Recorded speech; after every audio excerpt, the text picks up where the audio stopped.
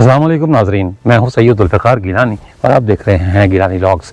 जदीद दुनिया में स्मॉल डैम्स की इस्तिलाह नई नहीं है, लेकिन पाकिस्तान में इससे कुछ ज़्यादा अरसा नहीं गुजरा। आप कह सकते हैं कि 20-25 साल पहले तक स्मॉल डैम्स का कोई तसव्वुर पाकिस्तान में मौजूद नहीं था और यहाँ वही बड़े बड़े डैम्स जो 4-5-6 डैम्स थे उन्हीं पर इन्हिसार किया जाता था। लेकिन अब जगह जगह स्मॉल डैम्स बन रहे हैं, जिससे माही परवरी को भी फ़रोग मिल रहा है, आबपाशी के लिए भी पानी मुयस्सर है और सबसे बड़ी बात ये कि पीने का पानी भी लोगों को मिल जाता है, क्योंकि पीने का पानी इंसान की बुनियादी ज़रूरियात में से एक है। कहा यह जाता है कि चंद दिन से ज़्यादा इंसान ज़िंदा नहीं रहता अगर उसे पानी ना मिले तो। पाकिस्तान में अब भी सूरत हाल कोई इतनी बेहतर नहीं, क्योंकि जब हर साल सैलाब आते हैं, बारिशें होती हैं, ख़ासतौर पर मौसमियाती तब्दीलियों के बाद पाकिस्तान शदीद तरीन बारिशों की लपेट में रहा। पिछले दिनों भी आपने सुना, बल्कि अब भी इस वक्त भी जब मैं ये व्लॉग कर रहा हूँ तो पाकिस्तान के कई इलाके सैलाब की जद में हैं, पानी में डूबे हुए हैं। लोग अपने माल मवेशी लेकर जो बचे खुचे हैं वो उन्हें बंदों पर बैठे हुए हैं और हाल से बेहाल हैं। लाखों लोग बेघर हो चुके हैं, सैकड़ों अपनी जान से गए और जो उनके माल मवेशी और घरों का जो नुकसान हुआ वो करोड़ों या अरबों में है। लेकिन अगर यही स्मॉल डैम्स जगह जगह होते तो मुमकिन तौर पर ये सारा कुछ ना होता। लेकिन अब पाकिस्तान के मुख्तलिफ इलाकों में स्मॉल डैम्स बनने शुरू हो चुके हैं। कहते हैं कि इनकी इब्तिदा तो वैसे 60 की दहाई में हुई थी, यानी 1960 की दहाई में, लेकिन इसे इतना फ़रोग नहीं मिला था। लेकिन अब पिछली एक दहाई से पाकिस्तान के बहुत से इलाकों में स्मॉल डैम जो है वो बन चुके हैं। मैं इस वक्त एक जगह मौजूद हूँ जिसका नाम है ओगाहान डैम। वैसे मुझे आपस की बात यह कि इसका सही तलफ़्फ़ुज़ नहीं आया, मैंने बहुत कोशिश की कि मेरी ज़बान पर यह लफ्ज़ चढ़ जाए, लेकिन मुमकिन तौर पर यह अभी मैं गलत बोल रहा हूँ। ओगाहान डैम ये एक डैम, स्मॉल डैम, मैं इस वक्त उसके बीचों बीच यानी उसके चैनल ब्रिज पर खड़ा हूँ। ये मेरे सामने चैनल है और ये आपको चैनल दिखाई दे रहा होगा और ये डैम का नज़ारा निस्बतन बड़ा डैम है, यानी निराली और टूगी डैम की निस्बतन बड़ा डैम है। अपने नाज़रीन को एक खुसूसी पैगाम देना चाहता हूँ। व्लॉगिंग के इस तवील सफ़र में मैंने बहुत सी मुश्किलात का सामना किया, तवील सफ़र किए और हालात की सख्तियाँ बर्दाश्त की, लेकिन मैंने कभी भी अपने नाज़रीन से किसी किस्म का ताउन नहीं मांगा। लेकिन अब व्लॉगिंग एक मुश्किल शौक़ कह लें, पेशा कह लें या शोबा कह लें बन चुकी है। मेरे वसाइल कम पड़ रहे हैं इस व्लॉगिंग को पूरा करने के लिए, लिहाजा मैं अपने तमाम नाज़रीन से दरख्वास्त करता हूं कि वो मुझे फाइनेंशियली सपोर्ट करें। मैं इस वीडियो की डिस्क्रिप्शन में और इसके पहले कमेंट में अपने अकाउंट नंबर्स दे रहा हूं। जो मेरे बैरून मुल्क नाज़रीन हैं उनके लिए मैंने बैंक अल-फलाह और स्टैंडर्ड चार्टर्ड बैंक के 2 अकाउंट नंबर दिए हैं। वो अब अगर मेरी माली एआनत करें तो मैं इस सफ़र को मज़ीद जारी रखना चाहता हूँ आपकी दुआओं से और अल्लाह ताला के फजल व करम से। इसके अलावा जो पाकिस्तान के नाज़रीन हैं उनके लिए मैंने ईजी पैसा का अकाउंट नंबर दिया है, ताकि वो जिस हद तक मुमकिन हो सकता है वो मेरी एआनत करें, मेरी मदद करें, मुझसे ताउन करें। अगर किसी ब्रांड की तशहीर का कोई मामला है तो मैं उसके लिए भी तैयार हूँ, स्पॉन्सरशिप के लिए भी तैयार हूँ। और जो लोग ये समझते हैं कि शायद मैं चंदा मांग रहा हूँ उनसे या उनसे कोई ऐसी अपील कर रहा हूँ कि जी मेरे माली हालात बहुत ख़राब हैं, उनसे ये दरख्वास्त है कि वो तबसरों में इसका इजहार ना करें, बल्कि मेरे लिए सिर्फ दुआ कर दें कि अल्लाह ताला मेरी मुश्किलात आसान करे, मेरा सफ़र आसान करे। और ये व्लॉगिंग का जो मामला है, जो चीज़ें मैं अपनी नई नस्ल तक पहुँचाना चाहता हूँ, जो विरसे मैं अपने लोगों को दिखाना चाहता हूँ, ये सफ़र मेरा उसी तरह जारी और सारी रहे। हाँ, अगर आप इसमें हिस्सा डालेंगे तो मेरे लिए कुछ आसानियाँ पैदा होंगी। बहुत शुक्रिया आपका। ये 2012 में इसे बनाया गया, यानी यूँ कह लें कि इसे बने हुए 12 साल हुए हैं। 470 मिलियन इसकी इब्तदाई लागत थी, लेकिन इसके बनने पर 506 मिलियन यानी 50 करोड़ 60 लाख रुपए इसके खर्च आए। और ये कहते हैं कि जो ये डैम बनाया गया है इसकी ज़िंदगी 50 साल है। इसका स्पिलवे 164 फुट चौड़ा है और पानी का जो रास्ता रखा गया है वो 1594 फुट चौड़ा रास्ता रखा गया है। 12,433 क्यूसेक इसमें पानी की गुंजाइश है और कहा यह जाता है कि ये गुंजाइश पिछले 1000 साल के सैलाब के रिकॉर्ड को मद्देनज़र रखकर بنائی گئی ہے. ایک چینل بنایا گیا ہے جس کی گنجائش 30 کیوسک کے لگ بھگ ہے, اور اس کی جو لمبائی ہے وہ 39,500 فٹ ہے, یعنی چینل کی. 3,000 ایکڑ کے لگ بھگ اراضی اس سے سیراب ہوتی ہے. 24 مہینوں میں یعنی 2 سال میں اس کا تعمیراتی کام مکمل ہوا. ڈیم کی اونچائی 85 فٹ ہے, لمبائی 1300 فٹ ہے, اور اس کا جو بند ہے وہ 500 فٹ لمبا ہے. عام حالات میں 284 ایکڑ اس کا پانی اس میں ذخیرہ کیا جا سکتا ہے, جبکہ اس کا ڈیڈ لیول جو ہے وہ 180 ایکڑ فٹ پانی کا ہے. ایک اور جگہ لکھا ہوا ہے کہ اس میں جو پانی ذخیرہ کرنے کی گنجائش ہے وہ 8,100 ایکڑ فٹ ہے, لیکن عام طور پر جو ڈیڈ اسٹوریج ہے وہ 4,140 ایکڑ فٹ ہے. اس کا انکیچمنٹ ایریا خاصا بڑا ہے, 71.48 مربع کلومیٹر پر پھیلا ہوا ہے. اچھا, یہ چونکہ ڈیم کرم نالے پر واقع ہے, جو دریائے کانشی اسی دریا پر, جس دریا پر ڈونگی ڈیم بنا ہوا ہے, وہی دریا پوٹھوہار میں سانپ کی طرح بل کھاتا ہوا چلتا ہے دریائے سواں کے جیسے. تو یہ دریائے کانشی یہ بھی بالآخر جا کر دریائے جہلم میں گرتا ہے, اور کرم نالہ اس کا معاون نالہ ہے, اسی نالے پر یہ ڈیم بنایا گیا ہے جو اس وقت آپ اپنی اسکرین پر دیکھ رہے ہیں. یہ گجر خان سے مغرب کی طرف کو 13 کلومیٹر کے فاصلے پر ہے. سڑک اس کو وہی آتی ہے جو گلیانے سے سڑک آتی ہے, اور پھر وہ آگے الٹے ہاتھ کو مڑتی ہے اور آپ ڈیم تک پہنچ سکتے ہیں. راستہ تھوڑا سا پیچیدہ ہے, میں شاید آپ کو لفظوں میں نہ سمجھا سکوں, میں اسی لیے گوگل میپ کی تصویر بھی لگا رہا ہوں تاکہ اگر کوئی آنا چاہے یہاں تو آ سکے. اس ڈیم میں بھی ماہی پروری بھی ہوتی ہے, یعنی مچھلی بھی پکڑی جاتی ہے, اس کا بھی سالانہ ٹھیکہ ہوتا ہے, یا میرا خیال 3 سال کا ٹھیکہ ہوتا ہے, اور فصلوں کو بھی سیراب کیا جاتا ہے. اس میں بھی کشتی رانی ہوتی ہے, لیکن مجھے فوری طور پر تو وہ کشتی نظر نہیں آئی جو میں آپ کو دکھا سکوں. یہ اس کا واٹر چینل ہے جس کے اوپر میں کھڑا ہوں, یہ سارا فاصلہ میں طے کر کے آیا ہوں. یہ بند پتھروں کا بنایا گیا ہے اور خاصا مضبوط بند ہے. اس کے ساتھ بھی گاؤں دیہات واقع ہیں, اور جو میں نے یہاں کے دیہات کے لوگوں سے جو بات کی, انہوں نے کہا جی کہ یہ ڈیم ہمارے لیے کسی نعمت سے کم نہیں, کیونکہ پوٹھوہار کا زیادہ تر علاقہ بارانی ہے.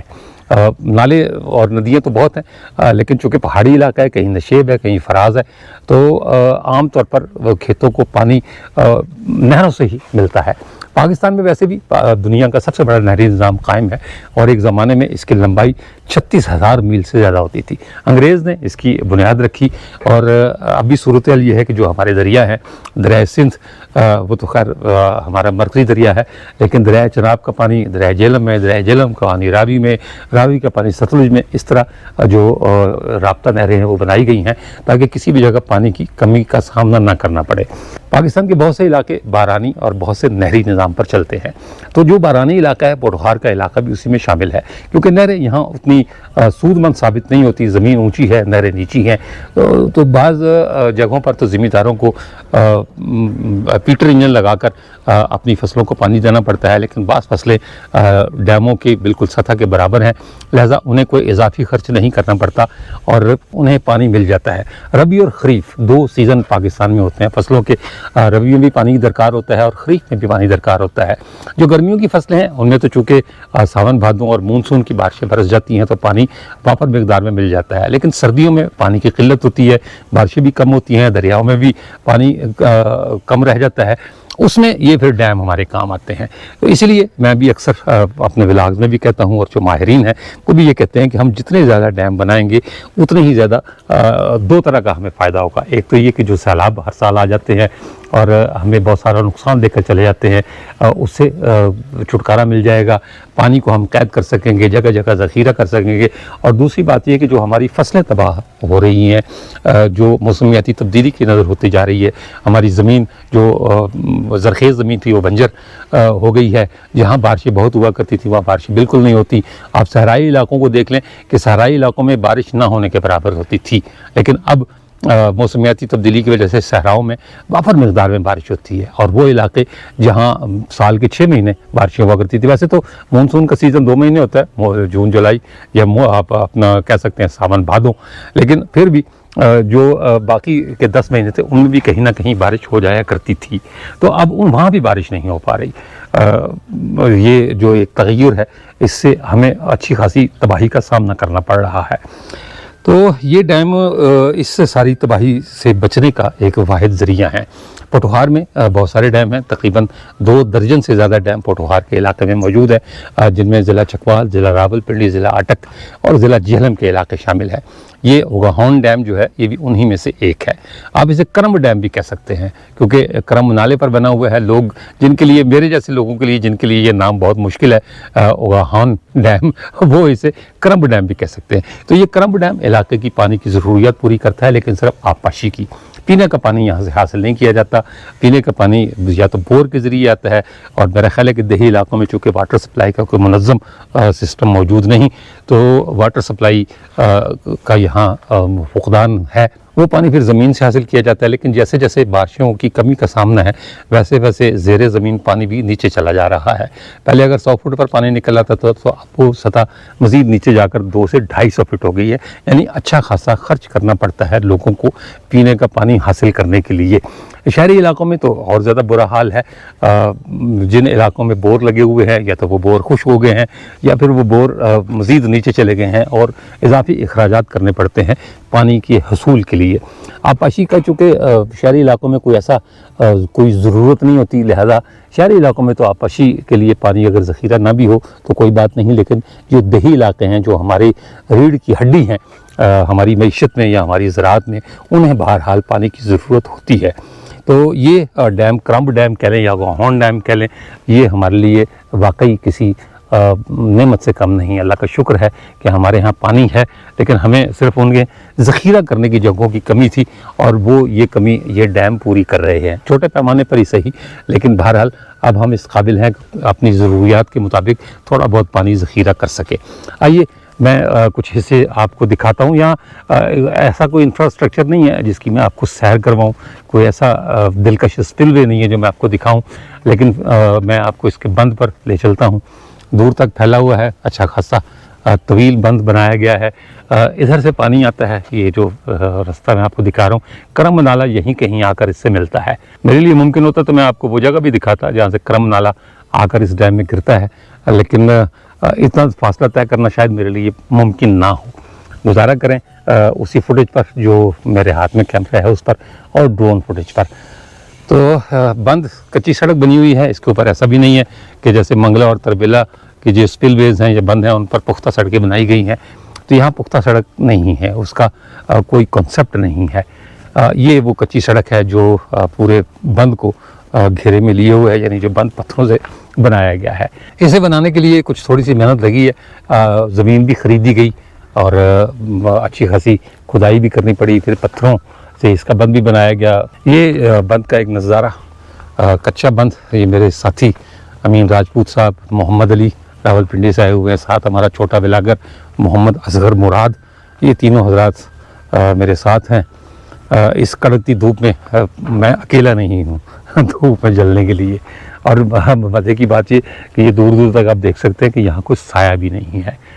ہم نے کوشش کی کہ کوئی درخت ایسا مل جائے جس کے نیچے موٹر سائیکل کھڑی کر لیں یا تھوڑی دیر سانس لے لیں. تو محمد علی چونکہ اسی علاقے کے رہنے والے ہیں تو انہوں نے کہا جی کہ یہاں سائے والے درخت کی کوئی سہولت دستیاب نہیں, لہذا آپ کو اسی دھوپ میں گزارا کرنا پڑے گا. یہ جناب ڈرون فلائی کر رہا ہے, آج ذمہ داری امین صاحب کی ہے ڈرون اڑانے کی, لہذا وہ یہی ذمہ داری پوری کر رہے ہیں. لے جی میں محمد علی کو بلا رہا ہوں کہ کم اور کچھ نہیں تو کم از کم مجھے اس ڈیم کا صحیح نام تو بتائیں. یہ جناب محمد علی راولپنڈی سے ماشاءاللہ محمد اصغر مراد کے ساتھ میرے ساتھ آئے ہوئے ہیں. محمد علی یہ ڈیم کا صحیح نام کیا ہے؟ اس ڈیم کا سر صحیح نام ہے اوگاہون ڈیم. اوگاہون ڈیم جی. اچھا, الف واو گاف الف گا واو پھر واو پھر نون. اچھا, اوگاہون ڈیم. صحیح. تو یہ کسی گاؤں کا نام ہے؟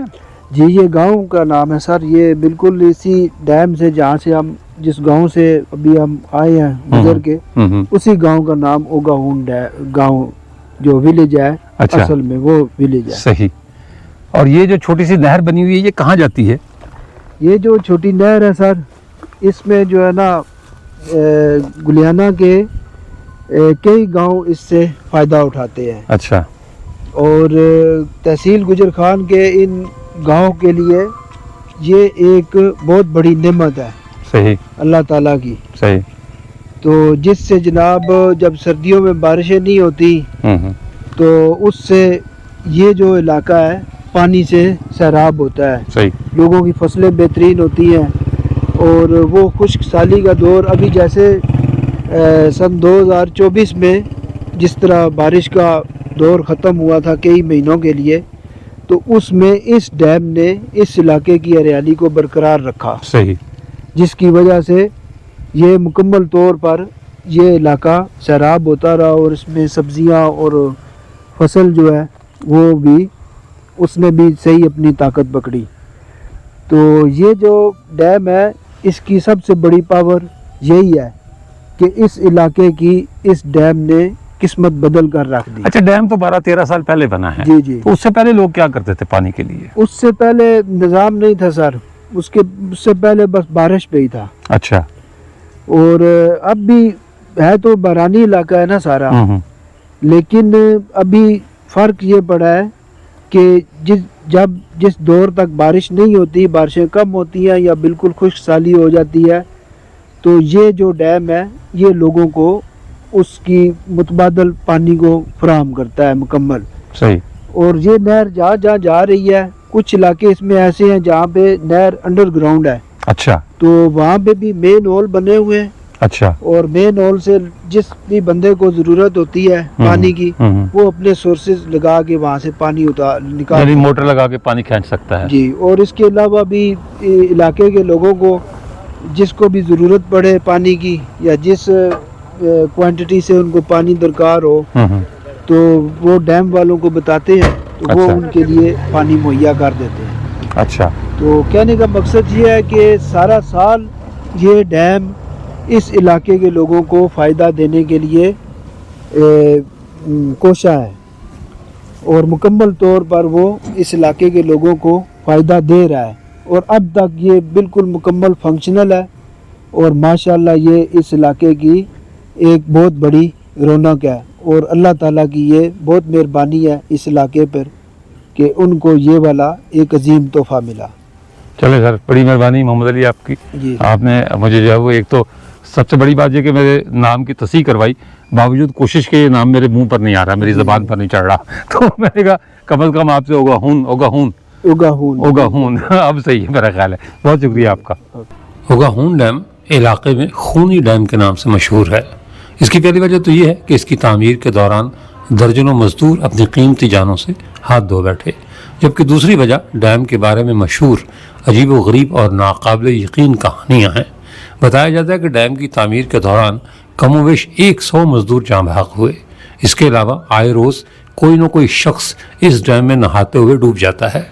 डैम में इंतज़ामिया और महकमा आबपाशी की तरफ से डैम में नहाने पर पाबंदी आयद है, लेकिन पाकिस्तानी कौम किसी पाबंदी को मानने के लिए तैयार ही नहीं होती।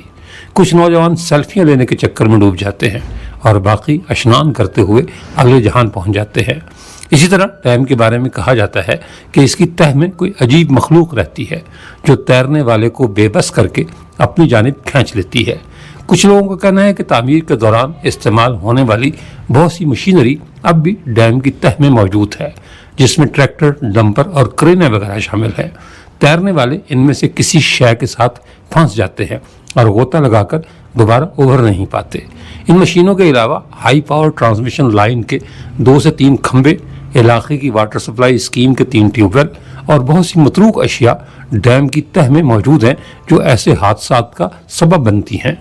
ओगाहून डैम के किनारे 2 टीकरियाँ हैं। एक टीकरी ये आपको सामने नज़र आ रही है और एक टीकरी ये है जिस पर मैं आपको ले जा रहा हूँ।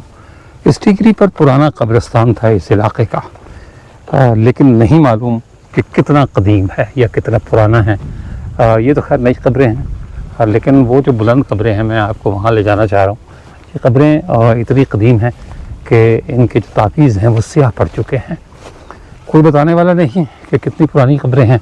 ये भी कुछ निशान हैं, पत्थर पड़े हुए हैं, लेकिन इनकी साख्त बताती है कि ये भी कभी कब्रें हुआ करती थी। ये है कब्र है और इसके साथ से ऊपर रास्ता जा रहा है और ऊपर मज़ीद कब्रें हैं। एक प्लेटफॉर्म पर 3 कब्रें एक साथ बनी हुई हैं जहाँ तक मैं जाना चाह रहा हूँ। ये दूसरी तरफ गांव है, ओगाहून गांव। एक कब्र ये है छोटी, एक इसके साथ है, लेकिन देखिए साख्त पत्थरों से बनी हुई कब्रें, और लगता है कि ये अगर 1000 साल नहीं तो कई 100 साल पुरानी ज़रूर होंगी। लेकिन गांव वालों को खुद नहीं पता कि ये लोग कौन थे। ہو سکتا ہے یہ گاؤں کبھی اجڑ کر دوبارہ بسا ہو. یہ وہ پلیٹ فارم ہے جو دور سے نظر آتا ہے اور میں یہیں آپ کو لانا چاہ رہا تھا. یہ 3 قبریں ایک ساتھ بنی ہوئی ہیں.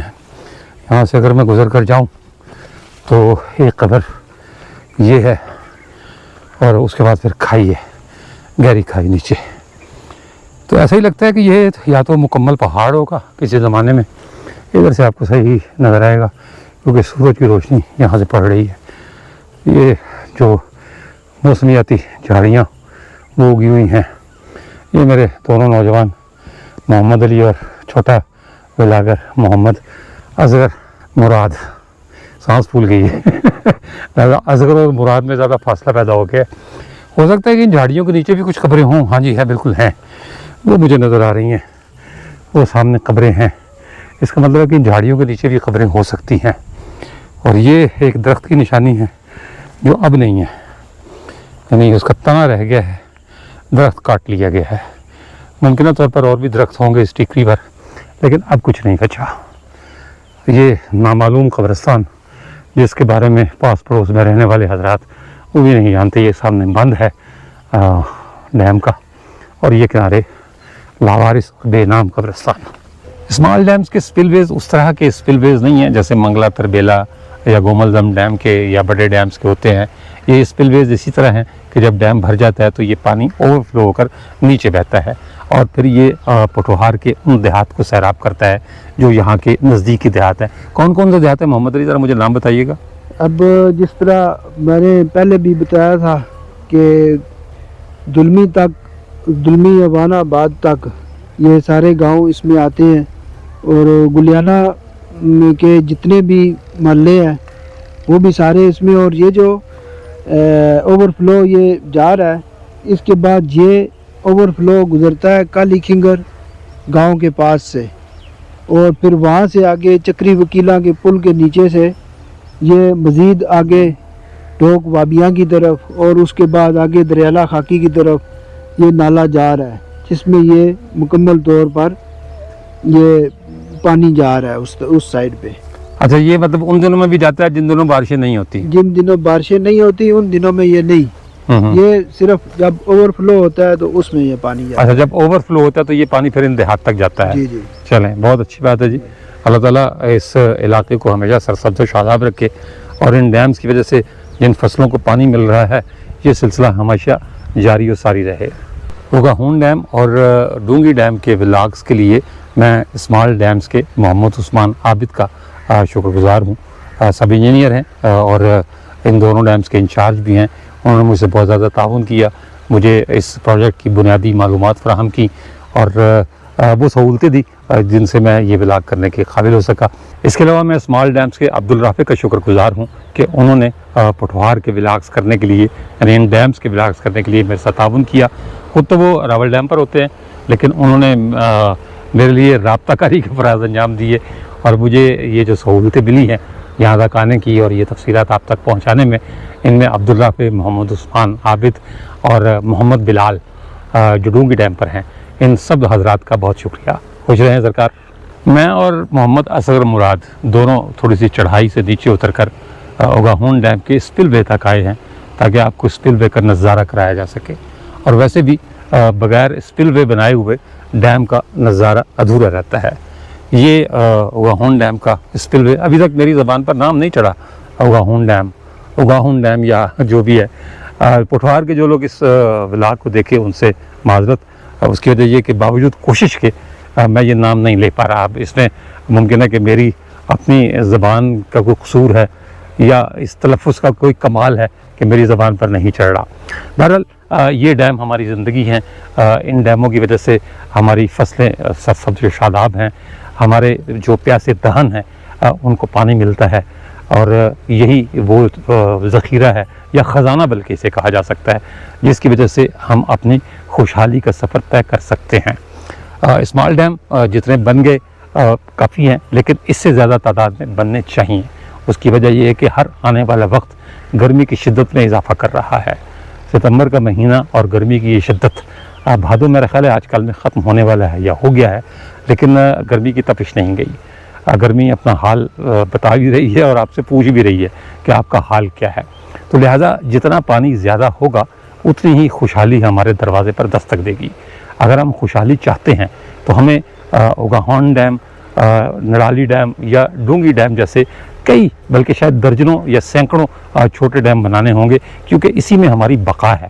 اگر پانی زندگی کی ضمانت ہے تو یہ پانی ہماری بقا کی بھی ضمانت ہے.